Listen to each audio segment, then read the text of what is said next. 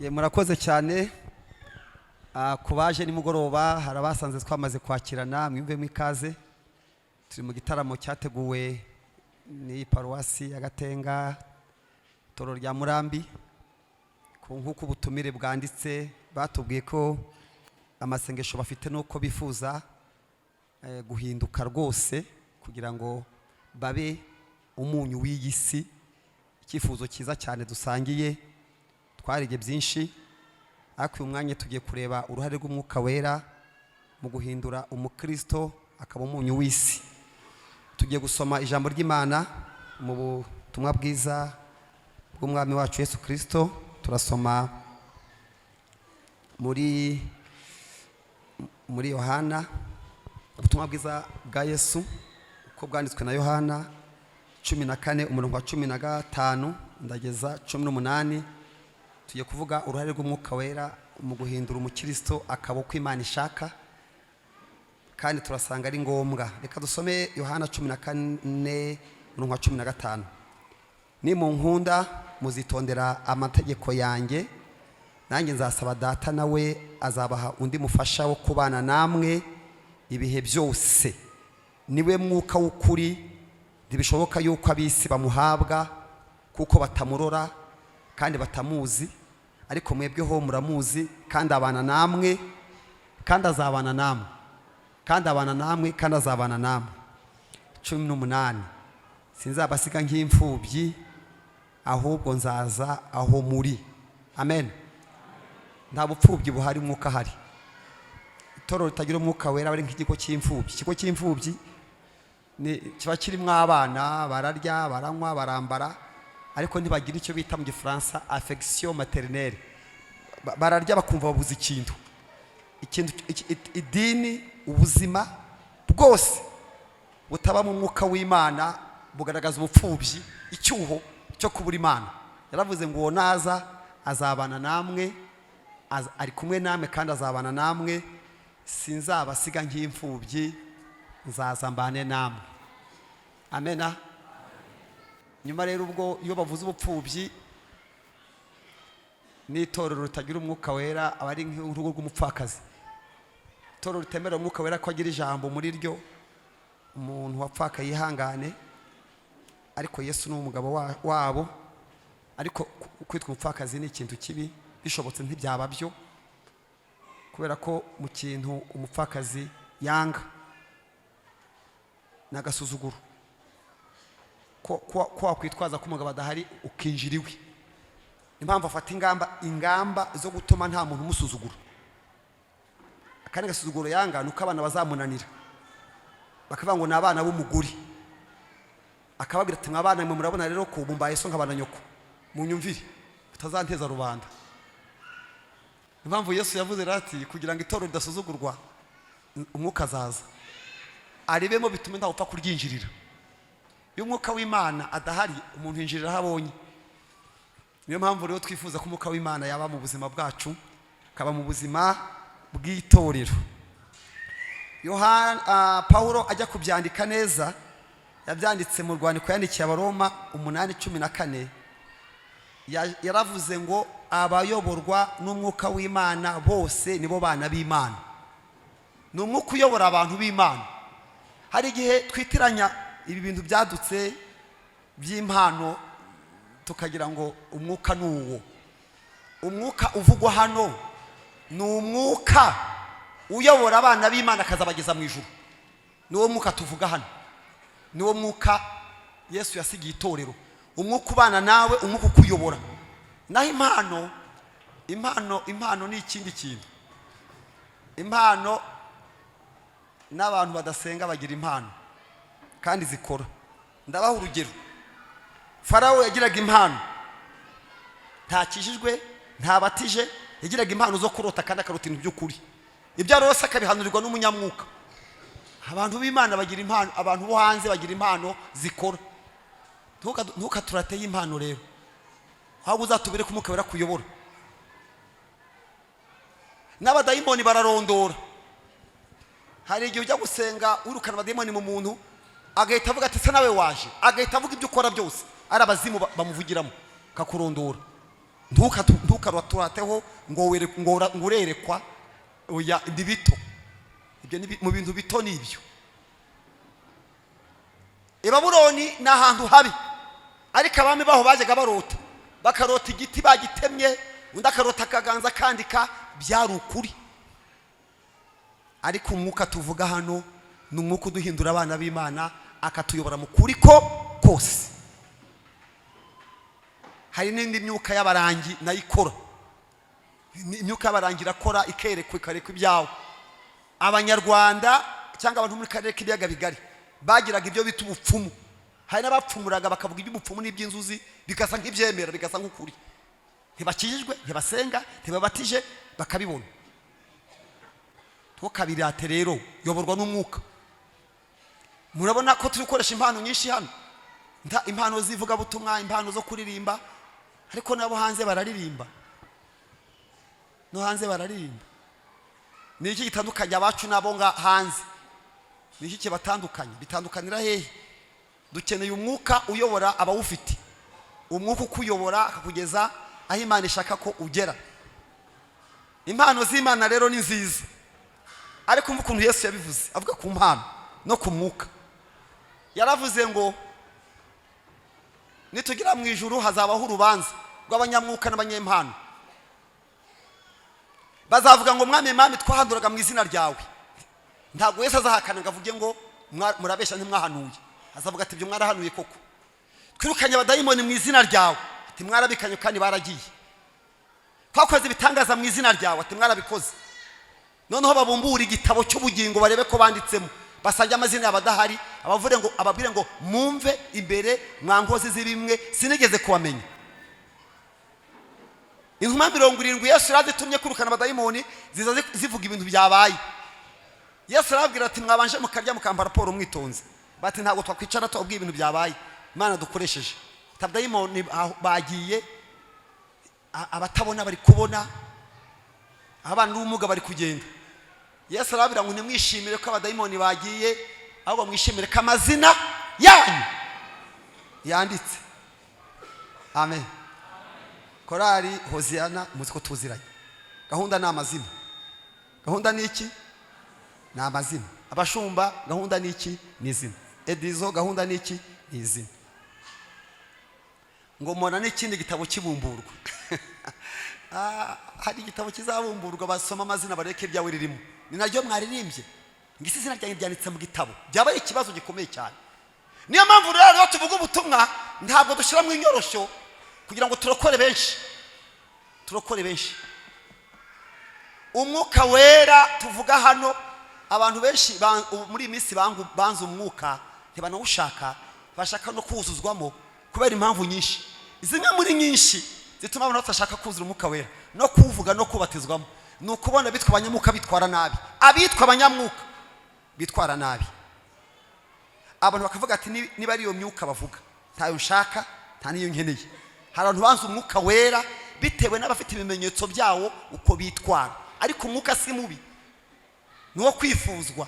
N'impano z'Imana ni nziza, nizo kwifuzwa, ariko abazifite bitwara bate kugira ngo abantu bifuze umwuka wera.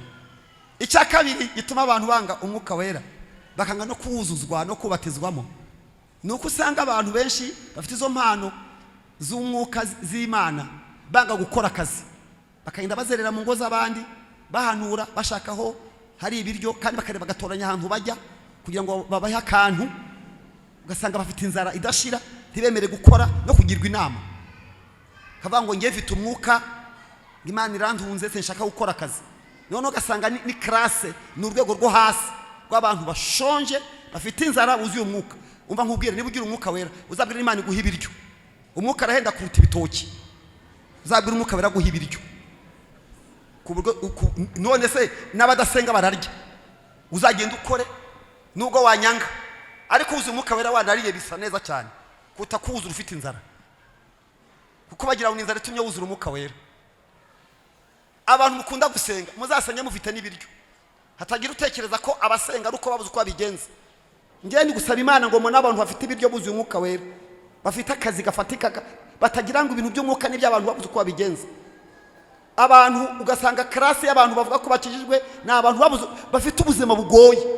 Ngewe rero ikintu ndi gusaba kandi ngusabire, umwuka Imana yaguhaye ukuye ahantu hakomeye hahenda, yaguhaye umwuka izawuguhare n'ibindi byose. Nuhagarara uvuga hatagira uvuga ngo ni inzara ikugenza,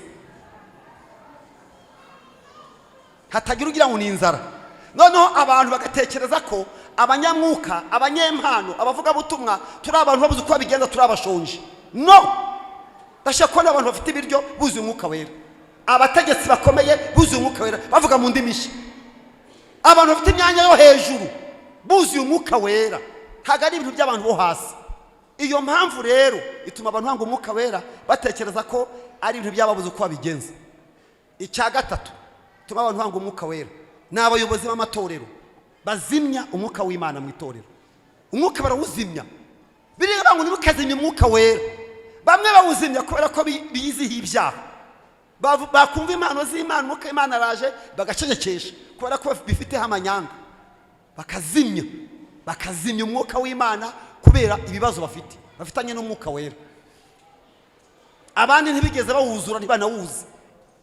Ubundi iri torero tubamo nta muntu wajya guhabwa inshingano n'umwubaho atagize batsuka umwuka wera. Iri ngiri muri kubona ribaye gutya, nta muntu n'umwe wajya kugira umurimo ahabwa. Ubu umudiyakoni banza umwuka, ubu umwarimu banza umwuka. Kubera iki?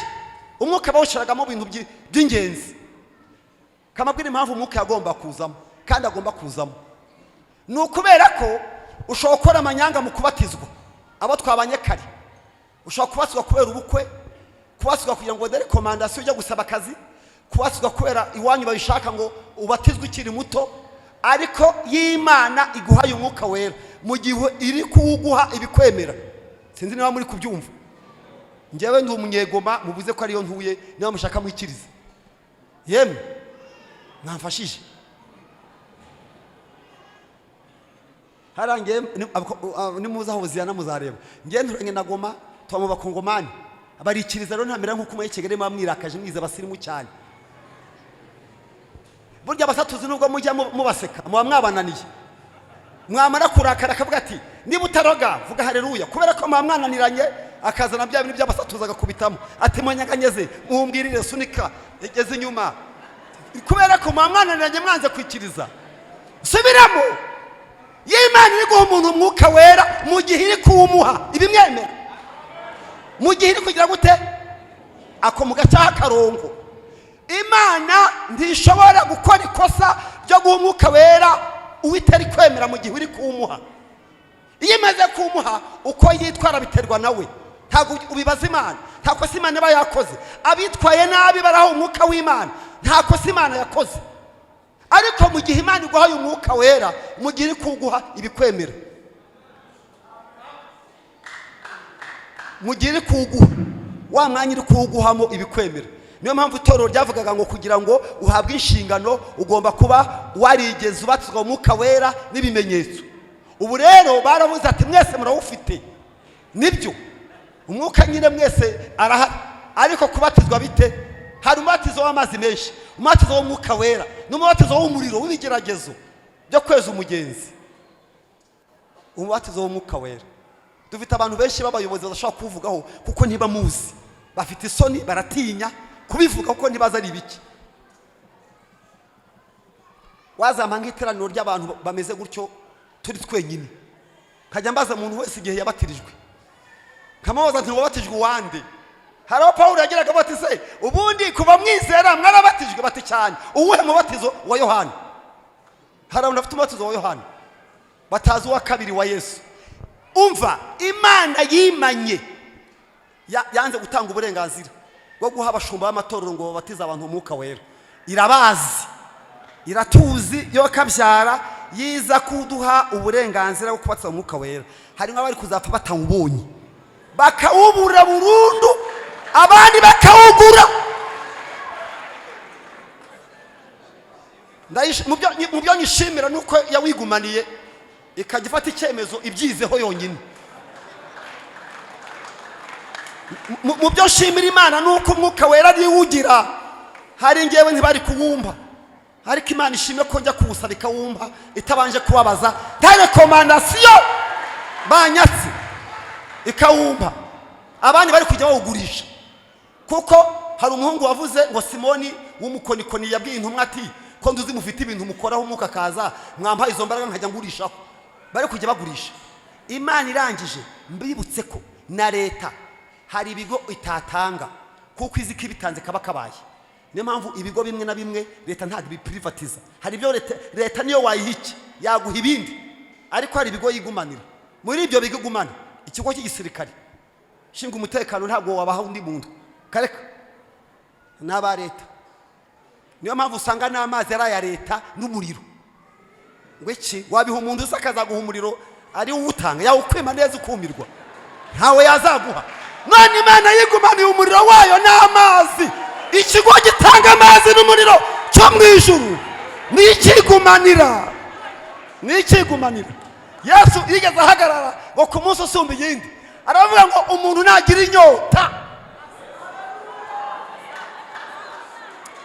yaravuze ngo umuntu nagira inyota z'ahondi unyizera imigezi ntago ari amazi yo mu gacupa ya 300, unyizera imigezi y'amazi y'ubugingo izatemba iva mu nda ye. Aravuga ngo ibyo yabivuze yerekeza ku mwuka wera uwabizera benda kuzabona. Muri iyi minsi muri byavuze ngo nukuri yatugezemo asigaye abana natwe. Amena. Umwuka wera n'umwihariko w'abapantekote n'uwacu. Amen. Ijuru icyo kigo gitanga amazi n'amashanyarazi ni cya papa. Kigumaniye iyo ministeri ntabwo cyayihundi muntu. Ntabwo wazapfa ubonye umwuka wajya undakaza nkabati nawo kwimye. None yarawugumanye nishimwe. Ishimwe. Imana itanga umwuka wera itawugeze itarobanuye ku butoni. Ishimwe. Yohana yaravuze ngo uwantumye yarambwiye ngo ujye ubatirisha amazi, amanyanga yaba mu mazi ariko mu mwuka wapi. Ngo hanyuma uwantumye ngo nabonye ngo ntapfundura n'inkweto ze ngo nuzabatirisha umwuka wera n'iki n'umuriro. Umwuka ni wa Yesu. Kandi nawe kugira ngo abo batizemo abanza kugira kwa papa. Yarababwiye ati mureke maze ngereyo. Buri impamvu umwuka wera yaje nyuma yuko Yesu ajya mu ijuru kwari kutubwira ko yagezeyo. Iyo ugeze umuntu yaje i Rubavu icyerekana ko hageze n'isambaza. Umuntu wese waje i Rubavu ajya mbwira kare mbabwire babarobyi bababikira isambaza. Mbabwira kare turazigira ujye umbwira uko ushaka. Hagiye mbwira abarobyi ntiyari umuntu uza. Izo za mbere tugira n'amafi. Icyerekana ko hageze i Rubavu niki ni isambaza. Icyerekana ko hageze i Burayi ni shokora. Cyageza ko hageze i Burundi ni imikeke i Burundi. Wageze Kamanyura ni iki cyerekana ko hagezeyo. Hari ibintu bajya bakora mu bugari bakabitsekura. Aha. Yarababwiye ati ikibabwira ko nahakandagiye. Haleluya. Ningerayo nzabwira data nawe abaheka umwuka aba mu ijuru ntago abi nahanga. Ikigo gitunganya umwuka wera kiba mu ijuru. Niyo mpamvu iyo umuntu agiye kubatizwa ijuru ribyigaho. Inama iraterana nkuko wajyaga habaho inama ya guverinoma yiga ku bya covid n'amabwiriza amashi. Ijuru rigiye gutanga umwuka ribyigaho rigafata icyemezo rikaha umuntu ritabajije icyo abandi babitekerezaho. Imana itanga umwuka itabanje kubaza icyo abanza bitekerezaho. Niyo mpamvu muzabona Koroneliyo yari umunyamahanga ngagasenga Imana ubudasiba akagira ubuntu bwinshi ngo bukeye Imana iravuga ati umuntu nk'uyu ikintu wamuha kidasanzwe n'umwuka wera. Amena. Noneho rero batuma Petero w'umunyamoko yahageze aravuga ati ngwino mu rugo turagushaka. Hageze aravuga ati ko muzi ko ndi umunyamoko ndapfa kurya aho mbonye ndashaka n'uwo tubonye wese muzi by'abayuda ntamwe mudakebye mabanyamahanga mutinyuka mute kumpamagara.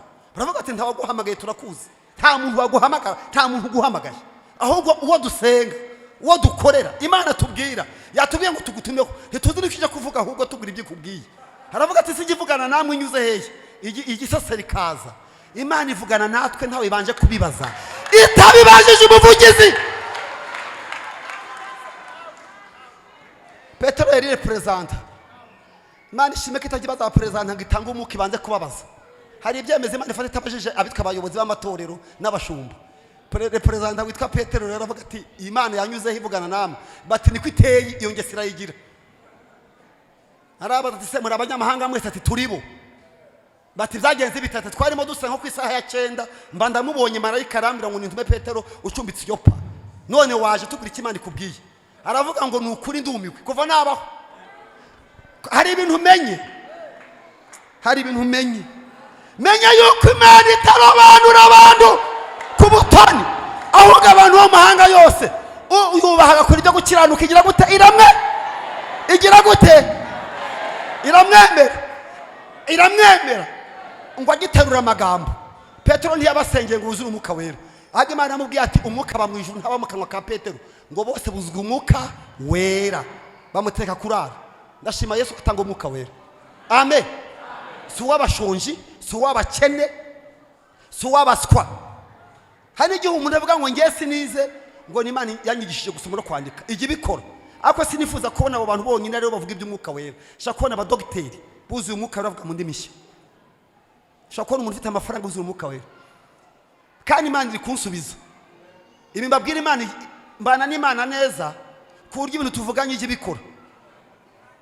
Hari n'ibyo mvuga itabimbwiye kubera ko tubanye neza igahita ibikora icyo gusa. Haleluya. Ibi mbabwira ntago mbesha. Mperutse gutumira umuyobozi mukuru mu rwego rw'intara, ukuriye abandi mu ntara, umuhamagara mu giterane. Noneho nijoro mbwira Imana nti Imana, ibintu ngiyemo ndabizi, ariko umwuka w'Imana nta muntu adafata. Yavuze ubutumwa, afata Bibiliya, meya afata Bibiliya, gavana afata Bibiliya, buzura umwuka wera ku manywa. Byabaye ku manywa yangu. Mbwira Imana ngo haleluya. Fata abantu cakira umwuka wanduranya, ufata abadashaka, ufata ababizi n'abatabizi. Ndashaka umwuka w'Imana wanduranya. Amen. Ufata abazungu, ugafata abirabura, ugafata abakene n'abakomeye. Umwuka wanduranya agomba kujaza. Amen. Igituma abantu, impamvu ya gatatu abantu banga umwuka wera nuko bibwira ko abantu bawuzuye ari ingorwa babuze uko babigenza. Mu mpamvu zimwe zatumye njya kwiga Bibiliya, mu mpamvu zimwe muri nyinshi, sinagiye kwiga Bibiliya kugira ngo nandike indi cyangwa ngire ibindi menya ku bindi. Nagiraga ngo noneho nige theology, nyige neza, nindangiza nuzura umwuka wera, nungita umuswa nzane diplome. Mubwire ntunyita umuswa, ntunyibeshyeho, mfite impapuro. Amen. Kugira ngo batazitwaza ngo abantu ngo buze umwuka wera ngo ntago bizi. Mubwire narizi. Mbwira n'Imana ngo uzanjyane kwiga ahantu apana n'aha hafi, apana hano hafi, ahantu kuri, ku buryo niba yazanye diplome ya hano hafi mu Rwanda, nzani iyo nabonye nkoze birome, nkoze amasaha 10 mu kirere, mvuge mu ndimi nshya, nuzura umwuka wera, mvuge nti umwuka si wabaswa gusa, ni wa twese. Amen. Kinabwiye umwuka wera kandi yaragikoze. Nabwiye Imana ngo izampe position mpagararamo nimvuga Imana, tugira ikindi urenzaho. Ubuse se nyihagazemo wabigenza utese. Hari igihe bigira umwuka wera n'uw'abadiyakoni ngo n'uw'abarimu, no, uzantereka ahantu nimvuga Imana nkubona icyo uvuga. Ubu wavuga iki se? Wahera uvuga, wahera Yesu uvuga, wavuga iki? Imana irabikora. Umwuka wera n'uw'abantu bose, n'uw'abakomeye, n'uw'abagize gute, n'uw'abantu bose. Amen. Ntago ari uw'ingorwa. Amen. Icyakari gituma abantu banga umwuka wera ni ivangirwa. Abantu bakavangirwa, kandi nta muhanuzi ufata avangiwe. Niba hari umuntu uri hano w'umuhanuzi ujye ushyiramo amarije yo kuvangirwa, uteganye ko aba wanavangiwe bitume witwara neza. Nta muhanuzi n'umwe upfa atavangiwe. Umumbwire, ndakubwira uko yavangiwe. Pere kureriya ninde umurusha umwuka, yaricaye ngabara abantu bakiranuka, ngaravuga ati nta wundi uhari njye njyenyine. Aravuga ati nta wundi muri kibaho. Imana imuga ati wavangiwe, mfite 7. Nta umuntu ufata avangiwe. Yari yavuze ati hari undi muntu umeze nka Eliya, kandi iyo raporo ayihimana, arayibwira ati nagize ishyaka ry'umurimo wawe kuko bisha abahanuzi, nanjye barashaka kunyica, kandi ninjye njyenyine usigaye. Aramubwira ati waribeshye, waravangiwe wenyine, ibyo wakoze byari ibyo, ariko iyo ni ivangirwa. Hari 7. Samweli wo muri Bibiliya wari umunyamwuka kuruta abantu bose, yagiye gusenga, iramubwira ati jya kwa Yesayi, nugera ushake y'umwami umwimike. Imubwira urugo, imubwira na papa w'abana. Abana barabategura, agezeyo ahera ku muntu wa mbere avangirwa, umunsi urira, ahera mu gitondo aravangirwa abonye ageze ku muntu wanyuma avuga ati se ko ntajya mvangiwe nke noneho ati so wowe Yesaya ati ni njyewe none se abahungu saba ngaba ati nta wundi waba usigaye ko navangiwe umunsi ukira atarahari nta muhanuzi ufata avangiwe bigatuma abantu hanga umwuka wera kubera bavangiwe mu mwuka ariko nubwo bavangirwa nyine n'ukuvangirwa ntabwo twakaga umwuka wera niyo mpamvu akwiye kubaho impano zo kurobanura imyuka zo kurobanura ibyuka impano y'ubwenge no kumenya kugira ngo nufatwa n'umwuka hari izindi impano zikugenzura kutavangiwe abahanuzi abanyempano ikindi banga kugirwa inama n'abayobozi iyo mugiriye inama aravuga ati wowe ntuzaho naraye kanyarira mvuye Kizabonwa mvuye mu Rusesimanza mvuye Ibyumba mvaho iyo umuntu ari umuyobozi Imana iba yamuhaye impano y'ubwenge iyo uhawe kuyobora uhabwa n'ubwenge bwo kuyobora abo wahawe niyo mpamvu mujye mwemera abanyamwuka mwemere kugirwa inama n'abayobozi hari iwacu i Rubavu cyo twaragikemuye iwacu i Rubavu twabwiye abanyamwuka bose turashaka kubona abantu buzuye umwuka wera bavuga mu ndimi nshya bahanura ariko bafite n'ubwenge iyo ufite impano z'Imana utagira ubwenge n'urukundo aho kugira ngo uzikize abantu zirabavangira ariko umwuka turamushaka amena abanyamwuka rero mwibuke yuko Imana wuhaye abantu bose umwuka wera rero impamvu yaje nyuma yuko Yesu ajya mu ijuru abari intashyo Imana idusuhurishijemo Imana ishaka gusuhuza abantu wumva umwuka wera mu iteraniro ibitubwiye ati muraho ndi kwigira mu kanya nimumva korari muri byavuze ngo ubwo umwuka azabazaho siko murimbye aririmbye ubwo umwuka azabazaho muzahereko mumenya yuko nicaranye namwe byavuzwe iyo umwuka ari mu iteraniro Imana ibitubwiye ati muraho ibituramukije n'intashyo nababwiye ko icyerekana ko Yesu ageze mu ijuru nuko yaduhaye umwuka wera uyu mwanya rero umwuka turi gushaka uhindura abantu abana b'Imana ni umwuka ubayobora abayoborwa n'umwuka w'Imana nibo bana b'Imana uyu mugoroba rero umwuka akora ibintu byinshi kandi turamushaka muri byinshi akora niwe utuma abantu bakizwa buryo nta muntu ukizwa umwuka atabijemo umwuka wera yigisha kuruta abavuga butumwa bose umwuka w'Imana n'ubu ari muri aya materaniro kugira ngo ijambo ry'Imana rigire ububasha kubaryumva bisaba uruhare rw'umwuka wera kuri Pentekote Petero yavuze amagambo ngo abacumita mu mitima bivuze yuko umwuka wera afatanya n'ijambo agafatanya n'indirimbo ababyumvise bakumva aribo babwirwa aka kanya rero mureke mvuga umwuka wera ngumushorera uzatugeza mu ijuru niturangiza duse nk'abasura mu ijuru gatoya tuhatekerezeho tujyeyo mbibutse yuko umuntu utajya wumva ijuru muri we ntaryo azajyamo umuntu utajya wumva ijuru ntabwo azarijyamo kubera iki ntago wajya i Kanani utaragiye kuhatata ntushobora niba nta juru ujya wumva muri wowe nta niriba muri wowe umugore ufite inda utwite yatumva umwana aba yarapfuye umudamu uzi ubwenge ubundi yatwite mu bintu akurikirana no kumva umwana ari guhumeka mu nda kandi umugore ufite inda utwite avugana n'umwana mu nda baravugana nubwo umwana batamubona ariko umwana aramubwira akumva icyo amubwiye yamuryamiye nabi nubwo ati we undyamiye nabi ryama neza atunumva umwana ariko untera imigeri kubera ko waryamiye wakwicara kanga y'umwuka w'Imana ari muri twebwe turabyumva abana natwe n'iryo juru tuvuga tubwira abantu turaryumva kandi bibutsa yuko iyo umuntu akijijwe aba atangiye urugendo rujya mu ijuru nukuvuga ko umunsi wakijijwe kuba twabanye kare umunsi ukijijwe ntuwibagirwa iyo wibagiwe uri kubeshya ushaka kutibuka umunsi ntiwibuka umwaka ari ukibuka evenema yabaye icyabaye uwo munsi umwuka wera ubwo yinjiraga muri wowe na Mariya yakiriye umwuka wera yarabyumvise agiye kwa Elizabeth arabyumva iyo umwuka w'Imana ari muri twebwe turabyumva y'ijuru urijyamo wumva rihari kandi mbibutse ko tujya mu ijuru turimo tujyayo gahunda ni ijuru nubwo abantu mwese muzaye mubyuka mu gitondo muvuga ngo mugiye mu kazi mujye mubuka yuko mufite ingendo ebyiri cyarimwe mperutse kutaha nzamukiriya mu misozi hariho bita Buranga, nari kumwe n'uwitwa Alexandre, sinzi niba ari hano.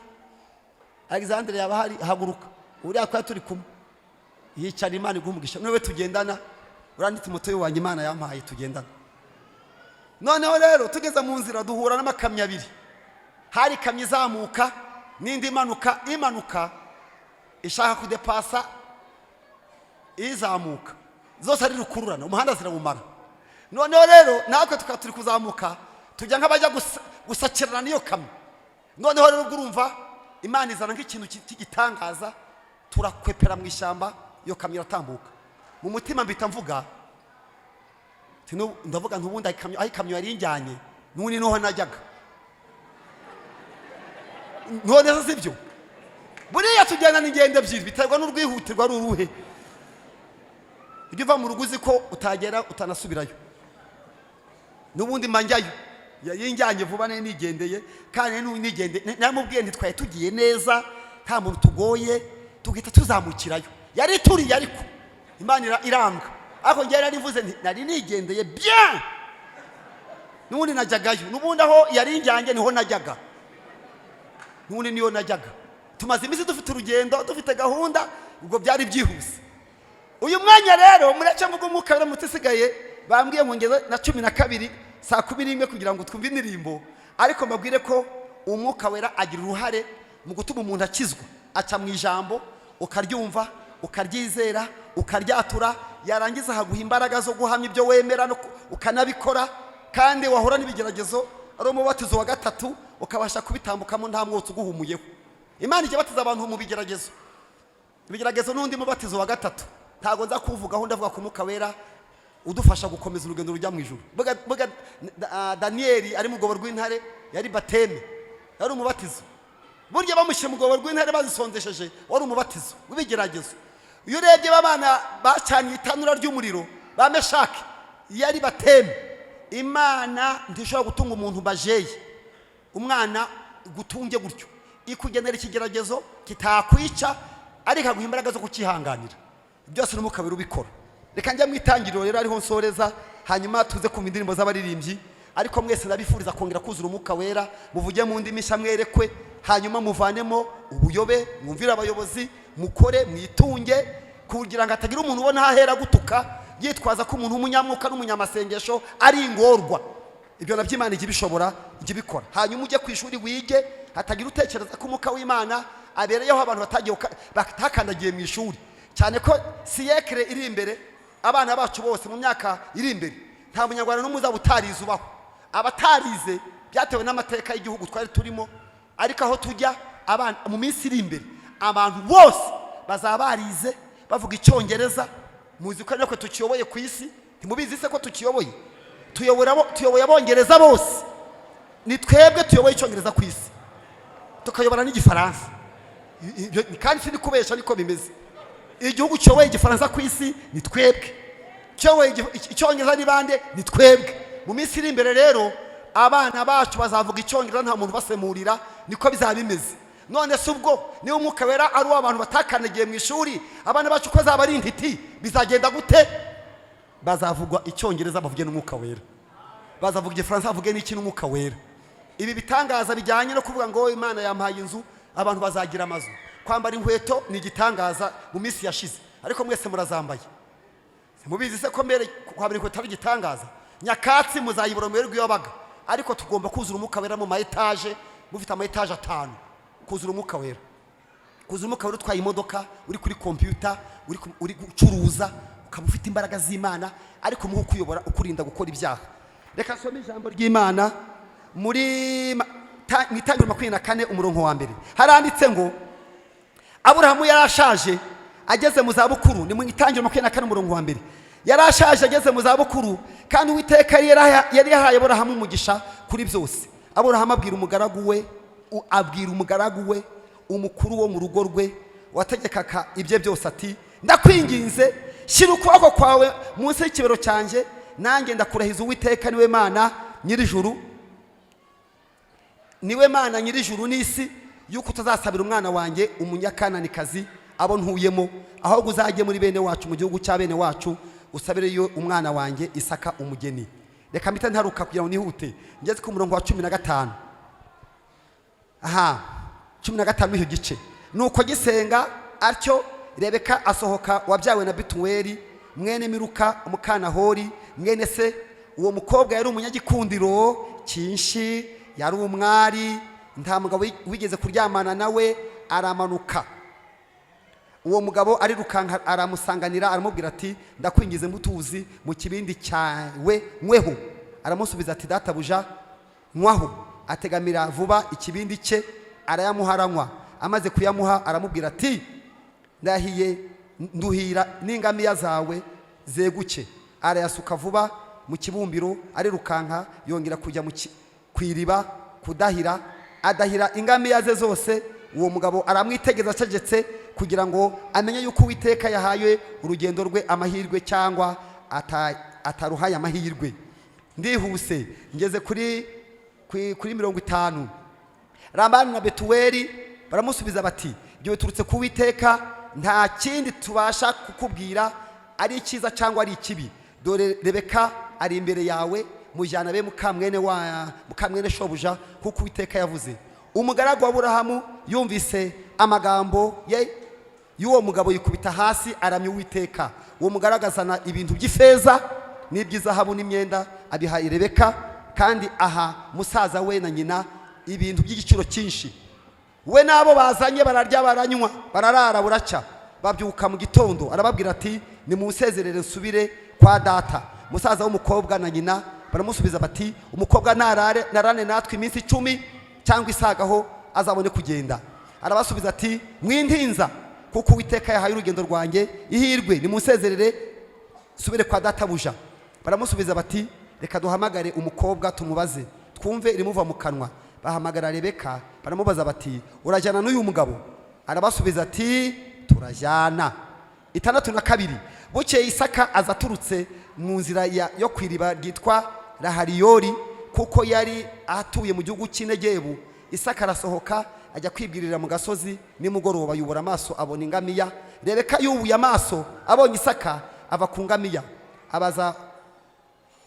abaza uwo mugaragu ati uriya mugabo ninde ugenda ku misozi tugiye guhura? Uwo mugaragu aramusubiza ati ni databuja. Rebeka yenda umwenda we yitwikira mu maso. Reka aya magambo tuyahuze n'umwuka tuyasengeremo. Umwuka wirakora imirimo myinshi, niwe wemeza abantu ibyaha, ariko umwuka yahawe kontra, yahawe ikiraka cyo kubana n'itorero mu kimbo cya Yesu.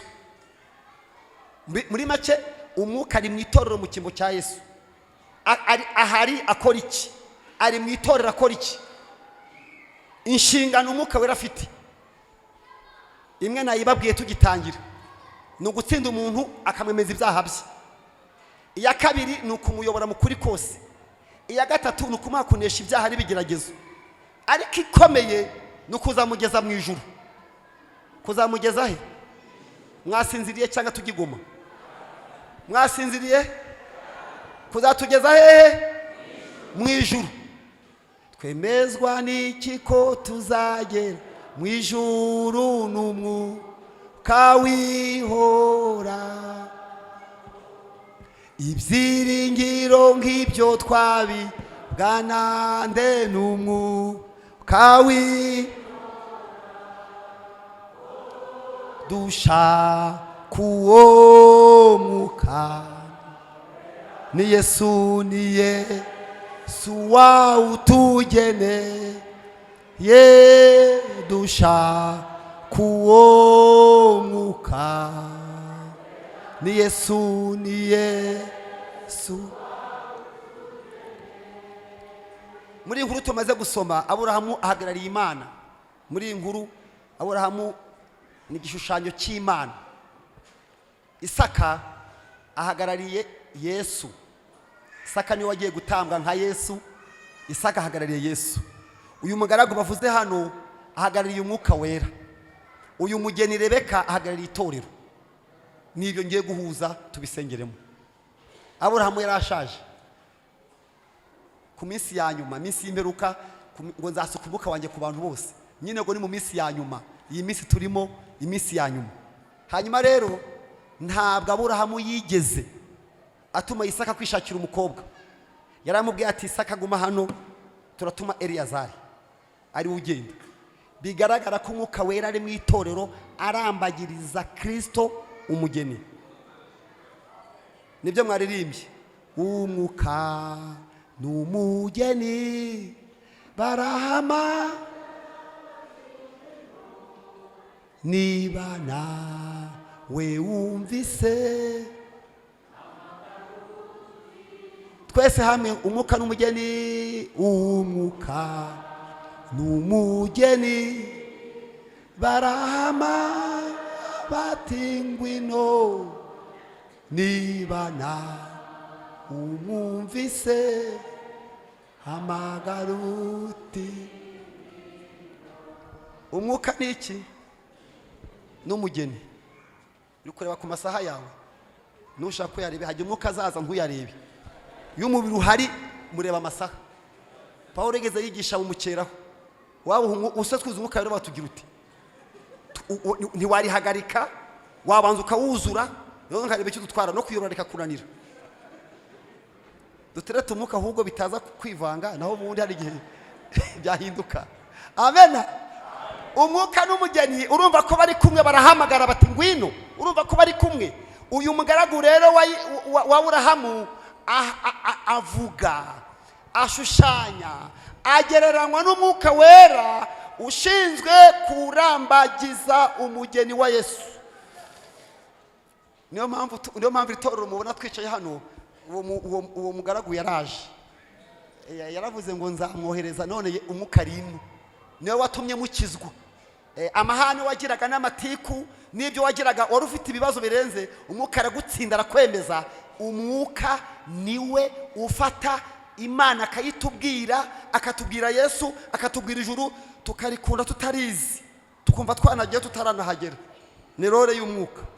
Uyu mugeni, uyu mugabo ragiye rero agenda atazi yagiye, yageze ku mugezi ahura na Rebeka ari kuvoma amazi. Yari yasenze, aravuga ati ndashaka umukobwa uba mu kazana wa Aburahamu. Ati umukobwa uca bugufi akuhira ingamiya zanjye akampa amazi, agomba kuba ari isugi, atararyamanye n'abagabo. Bisobanura iki?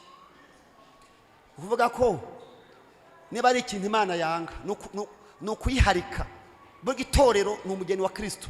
Niba ryanga rero kugira abandi bantu wita Imana ukabasimbuza Imana. Ubwo rero Rebeka akora ako kazi. Uyu mugaragu wa Aburahamu aravuga ati iri ni hirwe ngize, uyu ni umukazana wa Aburahamu, ibyo nasabye Imana irabimpaye n'ibimenyetso. Amukorera ibintu bibiri nakunze. Ubwo tugiye gusenga, amukorera ibintu bibiri. Amwambika ifeza n'izahabu. Ifeza n'izahabu ni ibintu bibiri bivuga. Ifeza n'izahabu ni ibyiringiro no kwizera. Buriya nicyo bishatse kuvuga. Ibyiringiro nk'ibyo twabihabwa nande n'umwuka. Yesu amwambika imikufi isobanura ibyiringiro no kwizera. Umukobwa arataha ajya mu rugo. Agezeyo rero bati ko watinze. Ati nahuye n'umuntu udasanzwe. Hanyuma ibyo wambaye ati yanyambitse ibi bintu bibiri. Kuki wamusize ku mugezi genda umuzane? Umugabo baraje. Ageze mu rugo bamubwira bati ibi ni ibiki wambitse umukobwa wacu? Bati wo twemeye, w'ijuru ryemeye, bimuha ibyiringiro no kwizera.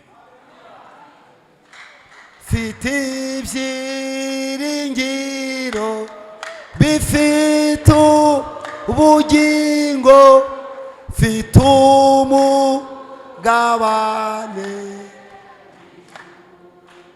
Nicyo byavugaga. Yaravuga ati mfite ibyiringiro bifite ubugingo. Umukobwa arasara kubera ibyiringiro afite. Muzi umurokore wakijijwe yahuye n'Umwuka Wera ukuntu yirya imbere y'abapagani.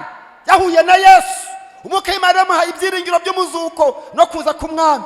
Muzi abarokore ba kera banezerwa gukizwa. Nta kintu kiryoha nko gukizwa. Gukizwa biraryoha, gukizwa ni byiza. Ibyo birangiye rero uyu mugabo aravuga ati rero nimunsezerere ngende, kubera yuko Imana yampaye ihirwe. Baramubwiye bati rero umukobwa mwahuye mu kanya nimugoroba, mwahuriye ku iriba, afite nyirasenge, base wabo, abana biganye mu ishuri muri kaminuza, abo bakorana, reka banza asezere. Aravuga ati ayo nama naniza, njyewe ntabwo ndindira iyo protokole ndamujyana. None se umukobwa waremera kugenda, ntazi umusore, nta Facebook ibaho, nta WhatsApp ibaho, uwo muhungu wawe wasati muzi ko mukabara tubwira Yesu utamuzi, dukunda Yesu tutaramubonye. Uzi ko babahamagaye umukobwa bati muko uri mukuru, tubwire uyu mugabo uramukurikira, yaravuze ngo turajyana. Umwuka n'umugeni barahama, niba nta umwumvise hamagara uti. Byari byarangiye, umwuka yari yabonetse n'umugeni ahari. Muri iyo rore rero y'uyu mugeni, uyu mugeni witwa Rebeka n'uyu mugaragu wa Aburahamu witwa Isaka, umugaragu wa Aburahamu Eliyazari, muri uwo mwanya yari yabaye marene. Yari yabaye nde? Marene. Mu bintu marene ashinzwe ni ukubwira umukobwa uko bubaka urugo, ni ukumwambika, aranamushorera akamugeza mu cyumba cy'umukwe. Mwe mubizi marene niwe muntu wa nyuma utaha nyuma y'abandi bose, asiga mugejejeyo. Buriya rero umwuka ni marene w'itorero. Niyo mpamvu mubona uyu mukobwa yahise yemezanya na marene ngo bagende. Baragendanye bagera aho bahuye na Isaka, ariko umusozi asohotse babwira ko Yesu yamaze gusohoka mu rugo ategereje umugeni. Kwirembo ubari kwirembo, nuko araje Yesu araje kandi ageze kwirembo. Iyo umukwe yamaze gusohoka, mwese bamwe mwarashatse abandi muzashaka, hari igihe umukwe umuhungu arambirwa agasohoka. Noneho rero yamaze gusohoka rero ntasubira mu nzu umugeni atamubonye. Isaka amaze kurambirwa no kuba wenyine, avuga ati ngiye ku musozi. Hari igihe nahura n'umugeni wanjye ngajya kwibwirira ku musozi, ajya muri meditasiyo, ajya gusenga. Noneho Rebeka nawe yagiye ahura n'abahungu benshi mu nzira, hanyuma ageze hafi y'aho umusozi y'aho umukunzi wari, ngamubonye aramumenye. Nzamumenya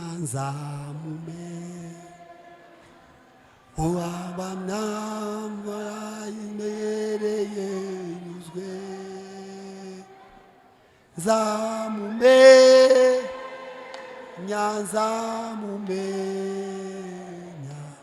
mbona inkovu zo mu biganza. Tuzamumenya we. Haleluya! Uyu mukwe twizeye tutamuzi, tumubwiwe n'umwuka wera, tuzamumenya. Ntawuzamutubwira. Rebeka aramumenya, aravuga ati niwe. Mbabwire ko tuzamumenya. Korari Hoziyana hari indirimbo mujya ndambwira ngo ndamaranira.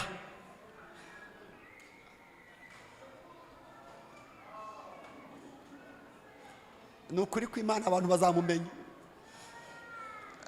bazamumenya. Itorero mumenye ko dufite amakuru, ntabwo tumeze nk'abatagira ibyiringiro. Mutababara niyo ngo ufite ibigeragezo, dufite iki? Ibyiringiro. Pawulo yandikira Abatesalonike arababwira ngo kuko umwami ubwazaza n'ijwi ry'amarika ukomeye n'impanda y'Imana, ngo nuko abasinziriye muri we bazabanza kuzuka, ngo natwe abakiriho tumusanganire. Mureba bera bagurutse bamusanganiye rero. Bizakorwa n'umwuka wera. Umwuka w'Imana niwe uzatugurutsa. Abera bazataha, hari imbaraga zizabazamura, abera bazagenda. Nimuhumura abera, Ikigali si iwacu, i Bugande si iwacu. Abera bazataha. Ndashaka kubabwira ko abera bazataha. Itorero ryibitseho amakuru. Ryibitseho iki? Yaravuze ngo mutababara nka babandi. Hari ibyo dusangiye n'abanyarwanda bimwe, ariko yatubwiye ngo mubabare nk'abafite iki? Ibyiringiro. Ntabwo turi no gusa rero, mubwira kandi mukwiye kubyirata. Ntabwo inari iwacu, duhari turabimukira n'abagenzi, kandi byakozwe n'umwuka w'Imana. Abera bazagenda. Imana ishimwe. Uyu marene rero aradufuhira. Agira gute? Marene arafuha. Hari igihe wiyambarira kenda kandi kakubereye ukumva akumereye nabi kandi kagukwiriye. Ntimubizi? Nuko yagize abadeperi rero yadufuhiye. Sa nk'utobora urebe amatwi ureka atakumerera nabi. Marene ufuhira depera ameze atumereye nabi. Dupfa kwicara aho tubonye. Umushumba Ediza arabizi. Hari igihe twagize niba turi Nyarugenge. Hari umuririmbyi umwe ntavuze kuri aririmbagamo.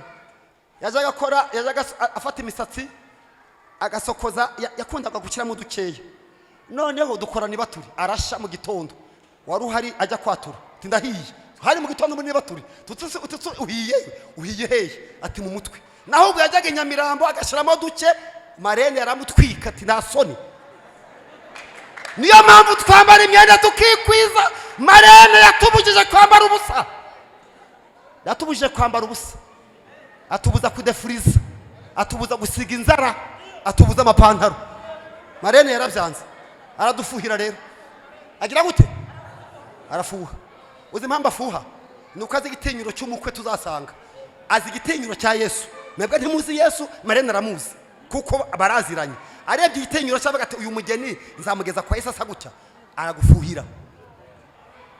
Niyo mpamvu ugiye kunywa agafanta ukakongera ahantu hari sikoro, ikirahure ari sikoro, intebe ari sikoro, Marene avuga ati toka va hano haguruka genda. Marene arafuha. Agira gute? Hari n'abakura mu kazi kabatunzi kahubwira ati vamo harabo yakwiye mu kazi muri mwebwe. Uyu Marene arafuha biterwa nuko azi igihagararo cy'umukwe. Azi igihagararo cy'iki cy'umukwe. Amena. Niyo mpamvu akajipo kawe ukambara hagufuhira. Hani igihe tugira ibyanwa akavuga ati kuraho. Kandi niba ari ikintu kiryohera abagabo ni ubwanwa. Burya umugabo ufite ubwanwa bugira nka hano aba ameze neza cyane. Hakayijya avuga ati vandaho. Marene agira gute? Arafuha. Kandi reka dufuhire nuko azi neza uko umukwe ahagaze. Uzi Marene aba yibaza ngo ndamugezayo mvuge ko ndi Marene bwoko ki. Niyo mpamvu iri toro rya Adeperi ribamo Marene. Kandi n'urugo rushingira. Adeperi rashingira. Iri toro rirashingira.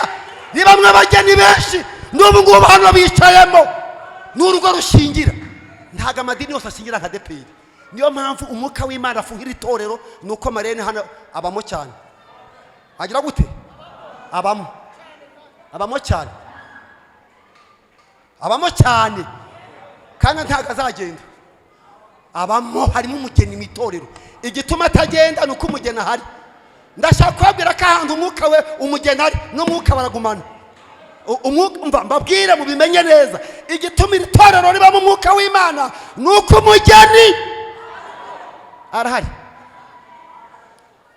Iyo umugeni amaze kwemera umukwe abazi ko ariwe baniteka akamenya ko asize se na nyina akabana n'umukwe.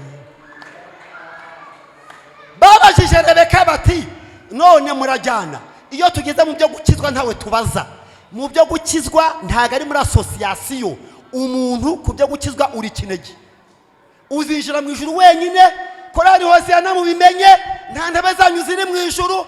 Kila mtu atauchukua muzigo wake. Buri muntu wese azirwanaho. Niyo mpamvu rero uyu mukobwa yavuze ngo ba masenge baramaze. Badata wacu baramaze. Yaravuze ngo ngende umukirisitu nzahora ndiwe mu bintu byose ngeze kugupfa naho igihugu cyose cya saka. Amen. Reka dusenge Imana soze. Ndashaka gusaba abantu Marene amazimisa afuhira. Umuntu wumva umwuka w'Imana ari ibintu amazimisa amubuza nubwo muhora mu Rwanda. Umuntu wumva hari ikintu umwuka w'Imana ajya mubuza nahaguruke. Haguruka Marene ari hano ameze nabi. Haguruka umwanya wawe. Haguruka. Umuntu wumva Marene amumereye nabi akaba yumva hari ikintu umwuka w'Imana ajya mubuza. Ndagira ngo tugusengere Imana. Haguruka tugusengere. Waje mu gitera ariko umwuka wera ari gufuhira umugeni kugira ngo atitwara uko yishakiye. Haguruka va tugusengere Imana. Imana iguha umugisha.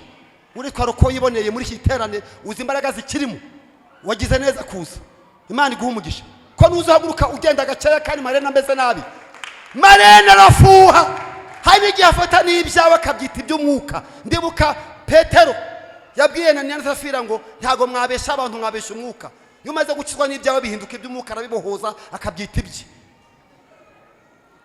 noze numva muvuga ngo murashaka kubaka urusengero ngo parafonga muza abantu baraho umwuka bafashe imodoka bazanye ntabwo bazisubizayo mumbwire tumubateze mumbwire tuhamagare Marene mugende n'amaguru ntimurabana abantu umwuka niga agatanga inka agatanga umurima ntago mubizi uzi ukuntu ajya afuha n'ibyo bakabijyana iyo duhamagaye umwuka wera afata n'imitugu ya Nyakayiti akayibanyaga waburana se none wowe ubugingo bwawe urabukinisha uratugusengera Imana nimuza tubasengere niba ari mege babiri gusa Marene amereye nabi abamerewe nabi Marene amereye nabi umwuka w'Imana afite ibinda kurega afite ibyaha gushinja ngwina tugusengera Imana we kwihagararaho mu kino giterane harimo imbaraga z'Imana umva dore ko mugenda mwihuta ndugutanguranwa birakomeye umuntu wese ufite ikintu umwuka murega haguruka ihute gira vuba ubu nugutanguranwa reka kwihagararaho umerewe nabi umwuka arakurega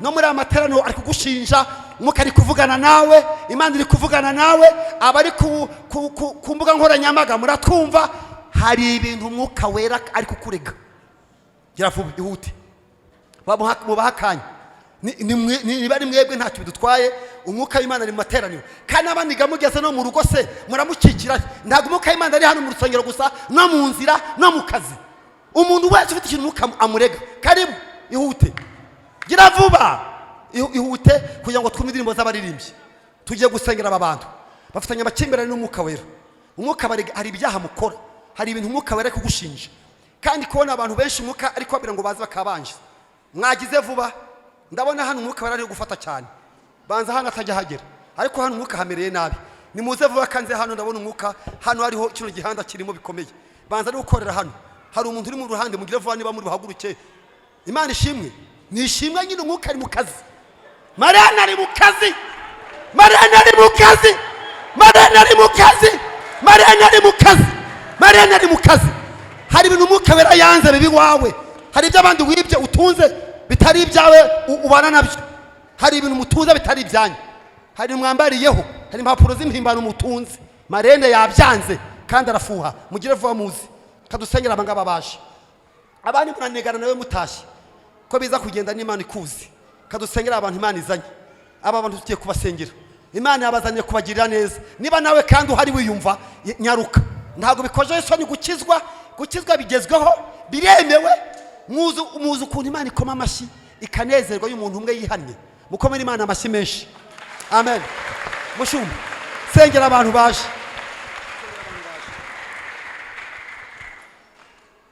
twongere iyo Mana amashyi menshi cyane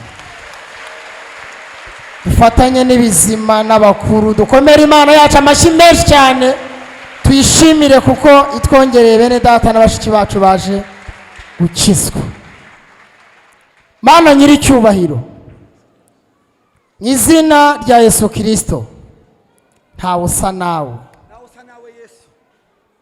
ntawe uvuga nkawe ntawe ukora imirimo nk'iyo ukora ntawe ugira ihumure nk'iryo utanga haleluya nta muntu wabayeho ugira ihumure nk'iryo utanga muri iri teraniro twakiriye ihumure utanga muri iri teraniro twakiriye ihumure utanga nta muntu uvuga neza nkawe nta n'umuntu w'umugwaneza nkawe uri mwiza kandi uku turi hano twese udutegeye amatwi uratwumva uri mwiza iri ni ijwi ryawe ritambutse mu iteraniro haleta kenebo meneta yenemini ya dotayi ijwi ryawe rirahamagara uhereye kera ukageza uyu munsi duhagazemo ntago riratuza rirahamagara kandi iyo rihamagaye abera bararyumva muri iri teraniro baririmbye twumvise ijambo ryiza uciye mu ijambo urahamagara bene data na bashiki bacu bumva ijwi barahaguruka, barahunze ko twamaze kumva neza Mwuka Wera arafuha. Basanze hari ibyo bakoze bitari byiza baguhungiyeho, tubasabiye imbabazi, turambuye ibiganza muri iri teraniro, turambuye ibiganza Mwami, mu izina rya Yesu tubasabiye imbabazi uhereye none. Baje kumvira Mwuka Wera, baje bakurikiye Mwuka Wera, mujyanama mwiza, bagira inama kandi ubakomeze, niwo ubakomeza, kuko uzi aho bataha, uzi aho baba, uzi n'ibyabananiye, uzi n'ibyo bimeje gutsinda uyu munsi, uzi biri mu mitima yabo, uzi impamvu bahagurutse, uzi n'uko uzabashoboza, uzi n'uko uzabigisha, uzi n'uko uzabajyana muri bwa bwami, uzi n'uko uzabirata mu gitaramo, uzi uko uzabigenza, urabizi, uzi n'imyambaro uzabambika, uzi n'umunsi wo gutaha, uzi n'umunsi wo kumurika mu gitaramo, n'iyi tariki wari uyizi, wayishyizeho tutaravuka, ugambira umunsi utarabaho, ariko tugushimiye ko ushoje umugambi wawe mwiza. Tuguhaye icyubahiro, abitorero tuguhaye icyubahiro.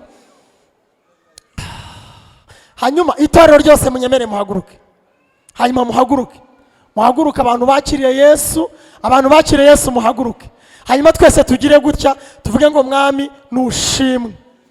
Umuntu wibutse neza ya Yesu narambura ibiganza ngo Mwami nushimwe. Wowe wumvise ijwi, wowe waryumvise, wowe ugendana naryo, wari igihugura, zamura ibiganza ubwire ngo shimwe. Hanyuma wowe wumva umwuka akigufuhira, wowe umubwire umutima ngo ndakwinginze, nta muntu wambonye ariko Mwuka Wera wansuye. Usanga n'umuhehesi, usanga n'umujura, usanga inzangano, usanga igomwa, usanga ndi mubi, bwira Mwuka Wera mu mutima wawe, kandi umubwira ngo ndumva unyemeje. Niwe wemeza ibyibya, bwira Mwuka Wera. Ndumva tugiye gusenga, umuntu abwire Mwuka Wera. Bavana, niba ari ikintu twumvise gikomeye ni ukuntu Mwuka Wera afuha, ariko niba Mwuka atakigufuhira, wumvise uri hehe? Mwuka Wera afuhira abantu baziranye, niba atakigufuhira uhagaze hehe? Turagushimiye kuri Imana isumba byose. Aya majwi nuko tungana, nta muhanga wakumva ibyo tuvuga n'umwe muri twe, nta muhanga uhari, nta n'uwabayeho, nta n'uzabaho wakumva ibyo tuvuga, ariko twumvise neza kufuhira abakunzi bawe. Ufuhira abakunzi bawe. Niba hari abantu batagifuhirwa na Mwuka we, muherereye he? Muri muruhe ruhande? Muherereye hehe? Mwuka arakubaza, niye uherereye, uhagaze, uganira nande, ugendana nande, usangira nande, ninde ukwigisha imyambarire, ninde ukwigisha imivugire? Mwuka Wera arafuha. Tugushimiye muri iri teraniro, kuri hagati muri twebwe, twarimo dusengera abakwakiriye, ariko tugize icyifuzo cyo kugira ngo umuntu wese yongera hende. Mwuka Wera mubane kugira ngo mukomeze mugendane. Turagushimiye ko uyu munsi wongera kugaragaza ubwoko bwawe ku bantu baciye bugufi bakihana. Tugushimiye ko ubikoze, kandi uri umujyanama mwiza, ugiriye umuntu wese inama, urugero rwose yaba arimo umugiriye inama. Tugushimiye ko nta muntu ujya ukwirukana ngo byemere, ujya utuganza ugafata umuntu wese. Tugukomeye amashyi, tugushimira kutanze ubugingo muri iri teraniro, utanze ubugingo kuko niwo ubutanga. Urakoze kugize neza, icyoro kibe cyo mu izina rya Yesu, amen. Hanyuma mwebwe mupfukamye muhaguruke, abantu bari muri protokole badufashe, abagabo abagore mudufashe. Hanyuma muce hariya muri uriya muryango abagira inama, ariko usize ishakoshi telefone agenda abanza bizana, hanyuma muce hariya abagira inama. Imana ibahe umugisha. Ndashaka gusengera abantu hari ibintu byazimye muri bo by'Imana. Ibintu by'umwuka ni ibintu wakira ukabika, utabicunga neza bikagenda birazima. Hari n'igihe umwuka akubwira gusenga wakomeza kumunanira ntiyongere kubikubwira. Umuntu ufite ikintu yari yarahawe n'umwuka kikaba cyaragiye, ni umunezero, ni ibyishimo, ni indirimbo, ni icyakubayeho. Wagiraga ibintu by'umwuka none byaragiye. Hari impano zawe zagiye, iyerekwa ryawe ntirigisobanutse, ufite ibintu by'Imana byawe wari yarahawe bihenda utazi aho biri. Hari abahari ngo dusengane nabo bashaka ibihe bidasanzwe mu gihe nk'iki giterane twabayemo. Turashoje ijambo, hagiye kubaho indirimbo, abashaka kongera gusubirana ibihe byabo muhaguruke dusengane. Kandi ni nka korari, mwahaguruka. Urwego muriho mukeneye urundi rwego, mukeneye izindi mbaraga. Hoziyana, mwanyemereye ko hari ukuntu Hoziyana batubwiye mwari mumeze, ubu ntabwo mwakuba inshuro nyinshi. Tujye gusaba Hoziyana yindi nshyashya, dusabe korari Besareri imbaraga zidasanzwe. Bashumba, ntabwo ari uko itorero ryahoze. Ese nta bintu twakwanga? Hari ibintu rwose meke tubyangira imbere y'Imana, twanze gasuzugura k'abadayimoni mu izina rya Yesu. Tugenda kwirukana indwara mu izina rya Yesu no gusengera ibyifuzo. Tugiye gukora komande y'umwuka, azana ibyo Satani yadutwaye, arema ibidahari, azura n'ibyapfuye. Ni umwanya wo gusenga rero, munyemere dusenge. Tugiye kunaniza imbaraga z'abakonikoni. Dufite n'abantu ngo hari ibintu bibarya n'ibibafata, ariko umwuka w'Imana ashinzwe kureba akora na za maneko, akaturebera ibyo tutazi, akaburana imanza. Nyemerera dusenga n'Imana nawe. Ntabwo nshaka gusenga, nashaka ko uvuga icyakubayeho, uvuga ikiri kukubaho, uvuga icyo wifuza. Tugiye gusengera rimwe. Ndashaka ko umuntu wese ari kuvuga, avugana n'umwuka, ati mwuka, hari ukuntu nkumva, hari ukuntu ngushaka, ibingose ibindi imbere, ndagukeneye kuruta igihe cyose nagukenereye. Mureke tubwire Imana iza mu itorero, umwuka w'Imana agaragare mu itorero, rigira icyubahiro, rigira igitinyiro. Urirebye wese yumva atafa kuhinjira uko yishakiye. Dusenge. Mana yacu, turi muri aya masengesho y'umugoroba, aya masengesho asoza igiterane, tumaze kumenya ko umwuka w'Imana yaje mu isi mu cyimbo cya Kristo, ngo itorero arinde ubupfubyi, rijya ryumva Imana, abantu bumva impano. Urangiza uduha impano, uduha ibihe byiza, uduha gusenga. Umwanzi yarabitwambuye. Muri aya materaniro tugarura ibyacu Satani yajyanye, turagaruza ikintu cyose umwanzi yajyanye. Tugaruje ibihe byiza korari zagiraga, abantu b'Imana bagiraga, urukundo twagiraga, ubumwe twagiraga. Turi muri aya masengesho hani Murambi, dukoze komande,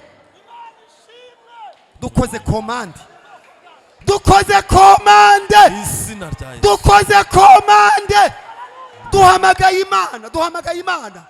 Turifuza umwuka wera usuga imbaraga mu bantu, bakanesha icyaha, bakanesha intege nkeya, bakabasha gusenga, bakabasha kwiyiriza, impano zikagaruka mu izina rya Yesu. Turigisenga Mana, turukanye indwara kubera izina rya Yesu twizeye. Abantu baje barwaye muri amateraniro, dukubise imbaraga z'uburibwe hasi. Yewe wandwara we, yewe wagishakwe we, indwara itumva umuti, indwara iyoberanya, katika jina la Yesu turakubita amarembo ya Satani hasi. Imbaraga z'abakonikoni, imbaraga z'abapfumu, imbaraga za Illuminati, imbaraga z'abatinganyi, imbaraga z'abazibiyedi, katika jina la Yesu. Abaguye bagomba kubyuka bakamenya Imana. Turahamagara Imana muri amateraniro, turabahoza abantu nibagira ubuzima, bongere bagira ubuzima. Turabahoza abana bacu, abana bananiye ababyeyi, abana bakazerera, abana batumvira, ingo ziri gusenyuka, ibintu bimeze nabi. Ariko umwuka w'Imana araza akabijyamo, akabishyira ku murongo, akabiha ishusho, bikagira isura. Reka abantu ibintu byabo bigira isura, ingo zigira isura, abana bagire bongere kubaha ababyeyi, ingo zongere zibeho. Tunanije amarembo y'ikuzimu arwanya itorero, arwanya abera, arwanya kumenya Imana. Dukoze komande y'imbaraga zidasanzwe zo kurinda umukumbi wawe. Urakoze nyakubahwa, tugushimiye abaguye bagiye kubyuka n'abataguze bagiye kumenya. Tugushimiye indwara zagiye zibwirije zikagenda kubera izina rya Yesu. Tugushimiye inzu ikinguye muri amateraniro, ibintu uremye n'ibyo uzuye n'ibyo ukoze ukomerwa amashyi menshi mwiza Yesu nkamugira neza amen amen amen